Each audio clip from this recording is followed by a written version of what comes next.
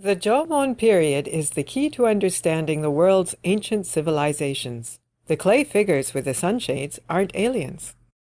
Chapter 14. The Snake Totem Worldwide, from Past to Present.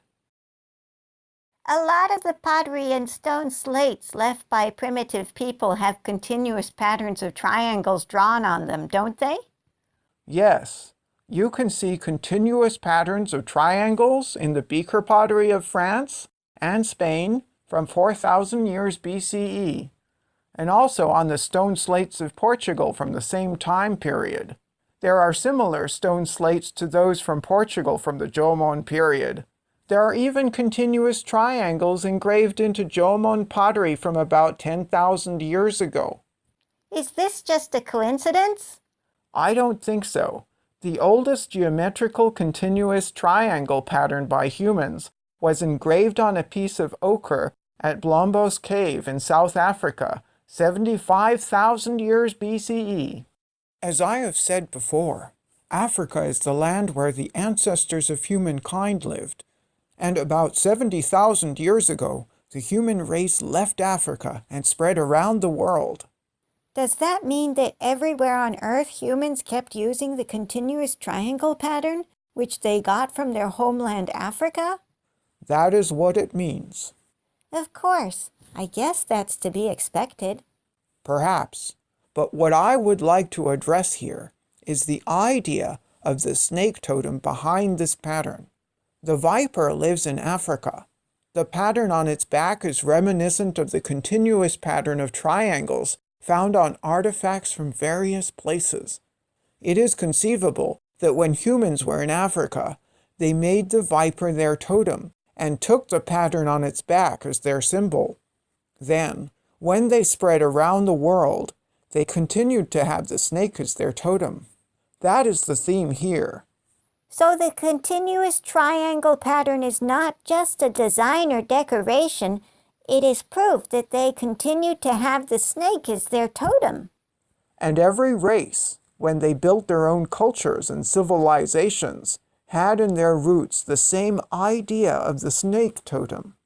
That's why I think that by using the patterns and designs of the snake totem as a lens to look at the cultures of the world, I think many historical enigmas can be solved.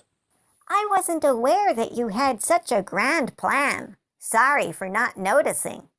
There are actually artifacts found all over the world that show themselves to be connected to the snake totem. Remember I talked about the cup-shaped entrances on the top of the head of the Hakodate clay figure, which represent the genitalia of the female snake? Pottery thought to have a similar purpose with two mouths has been found in the Balkans.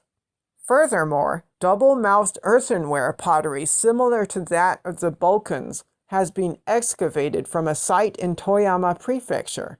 Clay figures with a similar snake face have been found in the Balkans and Japan. You're talking about the Vincha clay figures and the Katsuzaka-style clay figures, right? They're not identical, but they do look similar. The continuous triangle pattern is also seen in the paintings inside the ancient tombs that were built long after the Jomon period.